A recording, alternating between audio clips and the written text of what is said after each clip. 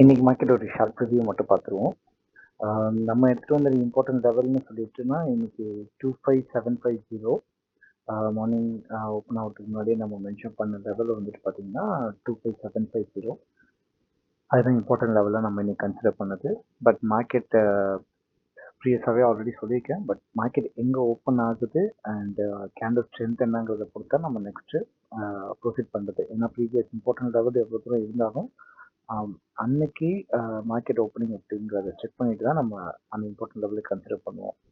So 25750 நம்ம எடுத்து வந்த லெவல் மார்க்கெட் ஓப்பனிங் அப்போவே பிரேக் அவுட் பண்ணி அப்சைடு தான் ஓப்பன் ஆனது. பட் நமக்கு இந்த ஓப்பனிங்கும் வந்து பார்த்திங்கன்னா ஒரு கிளியர் வியூ இல்லை.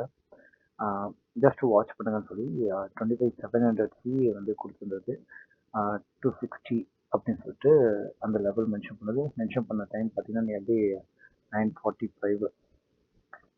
நமக்கு அந்த டைம்லாம் மார்க்கெட் இருந்தது இந்த ரேஞ்சஸ் தான். 260 ரேஞ்சஸில் இருந்துச்சு. மார்க்கெட் ரேஞ்ச் அடிச்சு மூவ் ஆன் ஆனது பார்த்தீங்கன்னா 324. நியர்லி ஒரு 60 பாயிண்ட் மார்க்கெட் கிடச்சிச்சு. பட் இருந்தாலும் வந்துட்டு நம்ம மென்ஷன் பண்ணது ரேஞ்சாக தான் மூவ் ஆன் ஆகுது அப்படிங்கிறப்ப மென்ஷன் பண்ணோம்.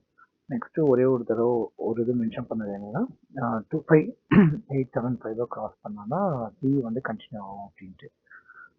மார்க்கெட் வந்து ரேஞ்சு தான், ரேஞ்ச் எடுத்து மார்க்கெட் மூவ் ஆன் ஆச்சு.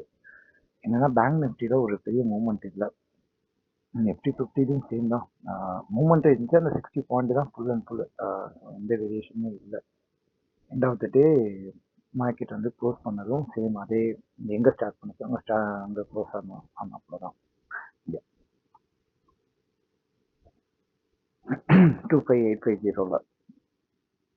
ஸோ நாளைக்கு பி சைடு எக்ஸெப்ட் பண்ணுறேன். பட் இருந்தாலும் நாளைக்கு கேண்டில் எங்கே ஓப்பன் ஆகுது அண்ட் கேண்டிலோட ஸ்ட்ரென்த் என்ன அப்படிங்கிறத பார்த்துட்டு தான் நம்ம அடுத்து ப்ரொசீட் பண்ணுறது. இன்னைக்கு இம்பார்ட்டன்ட் லெவல் எடுத்துகிட்டு வருவோம். பட் மார்க்கெட்டோட சப்போர்ட் நாளைக்கு எப்படி இருக்குங்கிறத செக் பண்ணிவிட்டு அதுக்கு தப்பு ப்ரொசீட் பண்ணலாம்.